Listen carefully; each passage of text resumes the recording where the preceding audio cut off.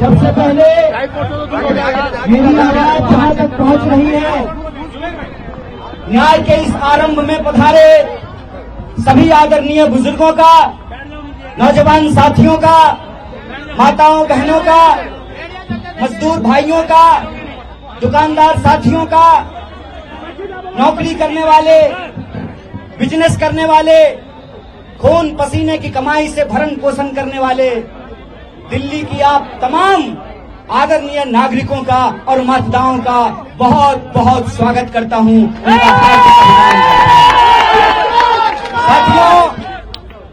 साथियों, सबसे पहले तो मैं आपको दिल की गहराइयों से आप सब जो इस न्याय के आरंभ में शामिल हुए हैं उनको धन्यवाद देते हुए एक आश्वासन देता हूं। जब हम कहते हैं कि ये न्याय का आरंभ है, तो ये आरंभ तब तक अंजाम पर नहीं पहुंचेगा जब तक हम अन्याय को हरा नहीं देते हैं, अन्याय को पराजित नहीं कर देते हैं।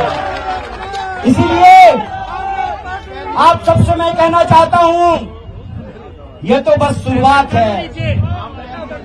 एक नेता है देश में, कहते हैं कि टेलर दिखाएंगे, साहेब हम आपको असली सिनेमा दिखाएंगे, हम आपको असली सिनेमा दिखाएंगे, हम आपको असली सिनेमा दिखाएंगे, क्योंकि मेरा नाम कन्हैया है और भगवान श्री कृष्ण का जन्म जेल में हुआ था। आपने हमको जेल में डाला। आप इस देश के विपक्ष के मुंह पर ताला लगाना चाहते हैं, विपक्ष के नेताओं को जेल में डालना चाहते हैं।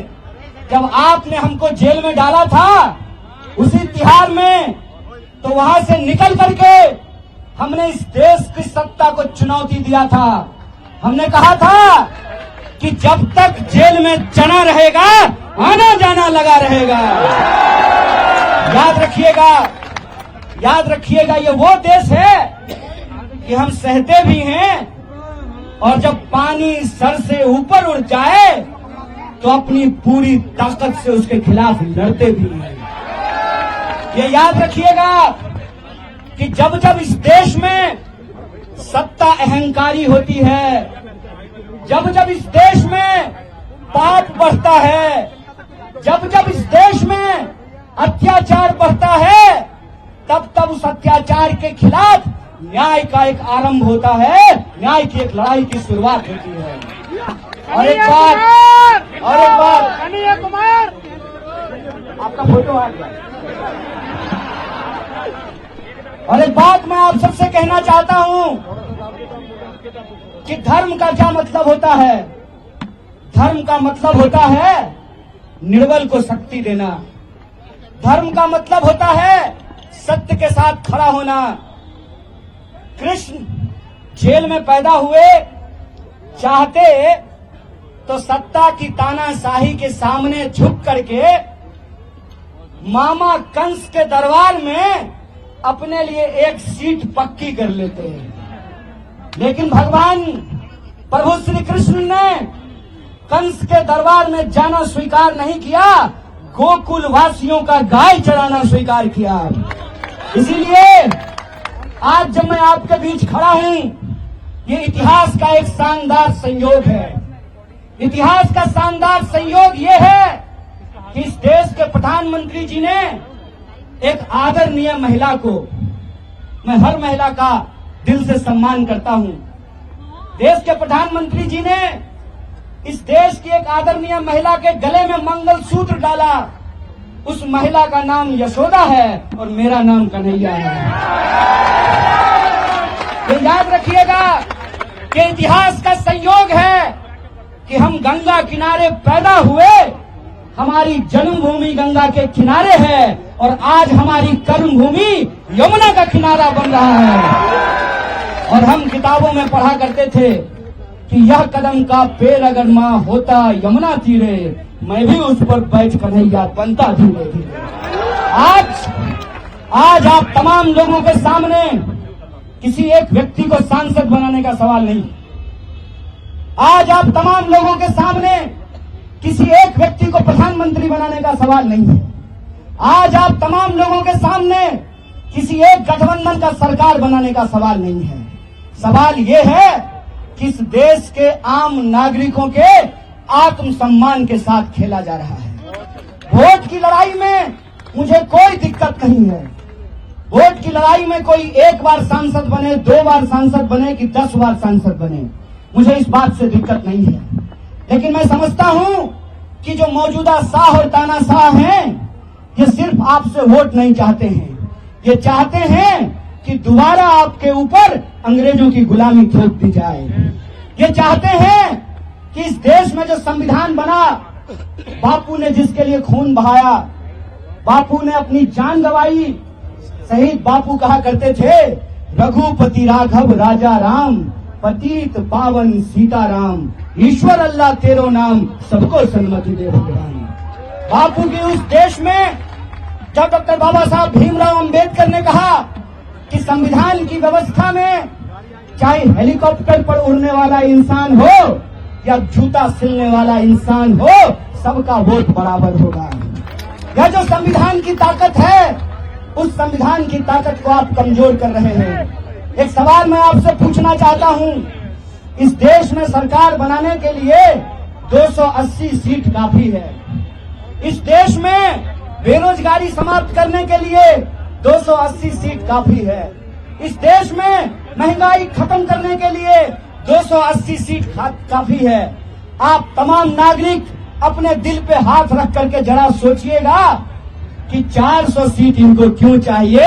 ऐसा कौन सा काम है जो ये नहीं किए हैं और करना चाहते हैं? ये कौन सा टेलर की बात कर रहे हैं और ये कौन सा फिल्म हमको दिखाना चाहते हैं? इसके बारे में आप विचार कीजिएगा। इसीलिए आज जब हम आपके बीच आए हैं तो 3 मुख्य बिंदु पे आपको ध्यान देना पड़ेगा। पहला, मैं प्रत्याशी नहीं हूं।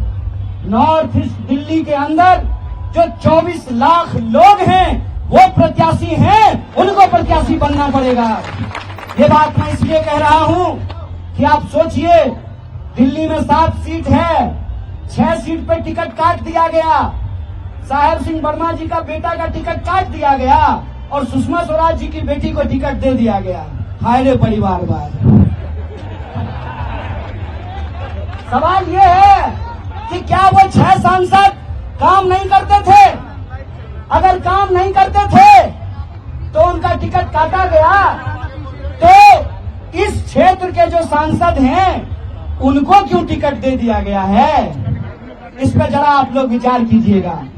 और वो विपक्ष को गाली देते हैं, प्रधानमंत्री जी के नाम से वोट मांगते हैं, लेकिन ये नहीं बता पाते हैं कि 10 साल में उन्होंने नॉर्थ ईस्ट दिल्ली की जनता के लिए क्या किया है। आजकल मीडिया वाले लोग यहाँ खड़े हैं, मीडिया वाले कहते हैं कि 14,000 करोड़ का काम किया है। मीडिया में वो बोल रहे हैं।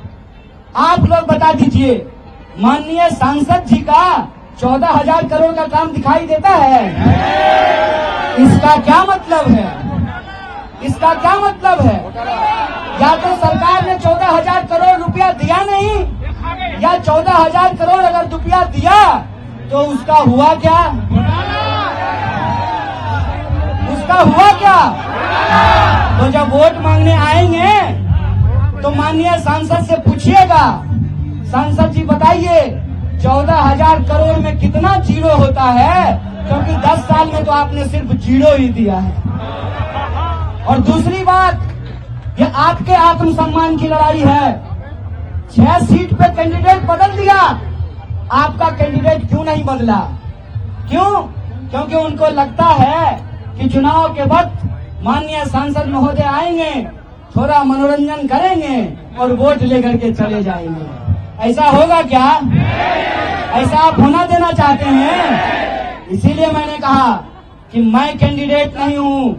आपको अपने हक और अधिकार के लिए नॉर्थ ईस्ट दिल्ली में रहने वाले जो आम लोग हैं अपने आत्मसम्मान के लिए इस बार प्रत्याशी बनना पड़ेगा, आपको चुनाव लड़ना पड़ेगा। बोलिए, चुनाव लड़ेंगे? आप सब प्रत्याशी हैं ना? आप सब एमपी हैं ना? तो अभी एक मीडिया वाले पूछ रहे थे कि कुछ नेता नाराज हैं। नेता नाराज हो जाए तो हो जाए मैडम, जनता नहीं नाराज होना चाहिए। और जनता जिससे नाराज हो जाती है ना, कितना भी सेटिंग गेटिंग कर लीजिए, ऐसा परसेंटेज बढ़ाएंगे ना नॉर्थ ईस्ट दिल्ली के लोग कि सब सेटिंग घर में ही रखा रह जाएगा। और आखिरी बात ये कि मेरी कहानी और आपकी कहानी बहुत अलग नहीं है। जब मैं पहली बार दिल्ली में सांसद का प्रत्याशी बना कांग्रेस पार्टी की ओर से, इंडिया अलायंस की ओर से, तो सबसे पहली प्रतिक्रिया आई कि मैं बाहरी आदमी हूं। बोलिए, बिहारी आदमी को बाहरी कहना ही कोई नया बात है? बिहारी को तो बाहरी कहते हैं ना जी।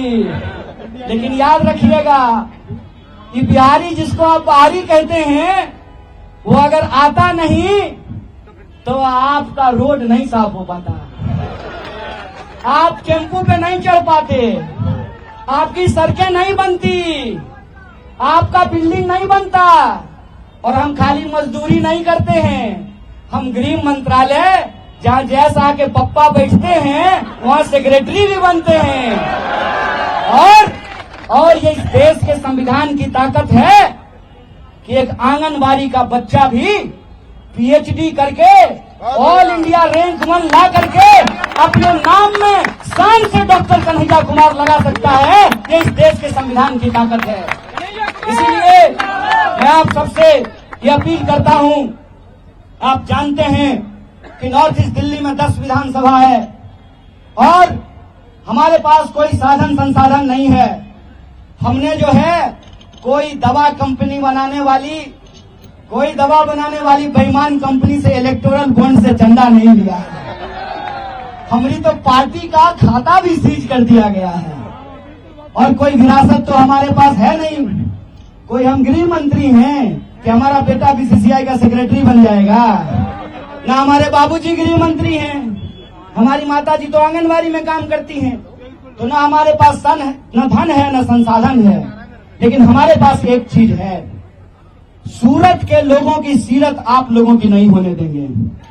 सूरत का उम्मीदवार भाग गया और वहां के लाखों वोटर देखते रह गए और बिना चुने ही कोई एमपी बन गया। यहां खड़ा होकर के हम इस देश का नमक खाए हैं। आपके सामने ये शपथ लेते हैं कि हमारे शरीर में, हमारे रगों में आखिरी कतरे तक हम अन्याय के खिलाफ न्याय के लिए लड़ते रहेंगे, हम भागने वाले नहीं हैं। इसीलिए आपसे हम अपील करते हैं कि ये लड़ाई अन्याय के खिलाफ न्याय की लड़ाई है और इस न्याय की लड़ाई में बोलिए, आप न्याय योद्धा बनने के लिए तैयार हैं कि नहीं हैं? अगर आप न्याय योद्धा बनने के लिए तैयार हैं तो इस लड़ाई को हम पूरी शिद्दत से लड़ेंगे। आप अपनी आखिरी सांस तक लड़ेंगे, आपने आखिरी खून के बूंद तक लड़ेंगे, इस बात को याद रखिएगा। और सबसे आखिरी चीज, आज अगर इस मंच पे खड़ा होकर के प्रत्याशी बन करके मैं अगर भाषण दे पा रहा हूं, सरकार के आंख में आंख डाल करके अगर सवाल पूछ रहा हूं, उनकी टैंकों से नहीं घबरा रहा, उनकी ईडी से नहीं घबरा रहा, उनकी बंदूकों से नहीं घबरा रहा, उनकी जेल से हमको नहीं डर लग रहा, क्योंकि हमारे पास संविधान की ताकत है। इसीलिए आज की नामांकन रैली में हम हाथ में प्रस्तावना लेकर के आए हैं